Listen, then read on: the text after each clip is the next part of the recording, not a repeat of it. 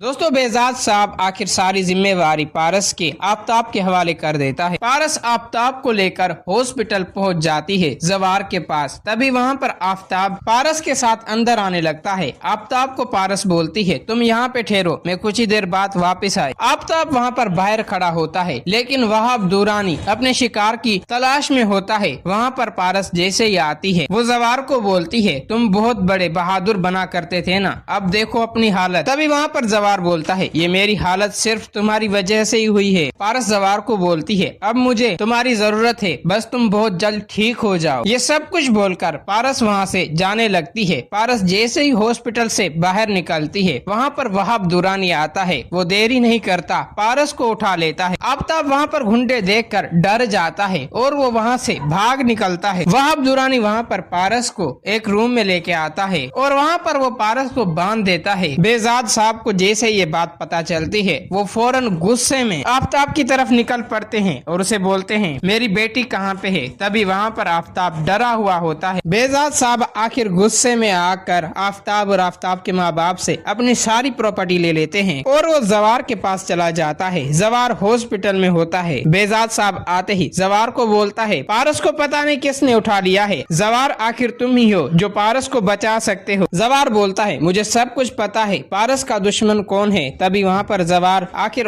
Hospital से निकल पड़ता है पारस को ढूंढने के लिए। तभी वहाँ पर आखिर जवार को कुछ भी बात समझ नहीं आ रही होती। वो पारस का नंबर ट्रेस पे रखवा लेता है। जवार को पारस की लोकेशन मिल जाती है। जवार फौरन उसी एड्रेस पे निकल पड़ता है। तभी पारस को जैसे ही होश आता है सामने वहाब दुरानी बैठा होता है और वो मुस्कुरा रहा होता है। पारस चिल्लाते हुए बोलती है मुझे छोड़ दो। वहाब दुरानी से बोलता है जितना चाहे तुम चिल्लाओ, लेकिन यहाँ पे तुम्हें बचाने के लिए कोई नहीं आने वाला। पारस उसे बोलती है मुझे तुमसे सिर्फ नफरत है और मैं तुम्हारी शक्ल तक नहीं देखना चाहती। ये बात सुनते ही वहाँ पर वहाब दुरानी को गुस्सा आ जाता है और वो फौरन अपने बंदों को बोलता है जल्दी से मौलवी साहब का इंतजाम करो, अब मुझे अभी और इसी वक्त इस लड़की से निकाह करना है। ये बात सुनते ही वहाँ पर पारस डर जाती है। वहाब दुरानी का बंदा देरी नहीं करता, वो मौलवी साहब को लेकर पहुँच जाता है। वहाब दुरानी मुस्कुराते हुए बोलता है मौलवी साहब आप निकाह शुरू करें। वहाँ पर पारस रो रही होती है। तभी वहाँ पर जवार आ जाता है। जवार जैसे ही आता है वो आते ही वहाब दुरानी पर हमला कर देता है। वहाब दुरानी उसी वक्त वहाँ पर जख्मी हो जाता है। जवार पारस को छुड़ा लेता है और उसे वहाँ से लेकर चला जाता है। तभी पारस जैसे ही घर पहुँचती है वो दौड़ी चली आती है अपने बाप के पास और उसे बोलती है पापा मुझे जवार ने बचा लिया, लेकिन आफताब ने तो मुझे गुंडों के हवाले कर दिया और वो वहाँ से भाग के चला गया। तभी बेजाद साहब जवार का शुक्रिया अदा करते हैं और पारस के दिल में जवार के लिए मोहब्बत पैदा हो जाती है। दोस्तों अगर आप लोगों को ये वीडियो अच्छी लगी है तो इस वीडियो को लाइक करें।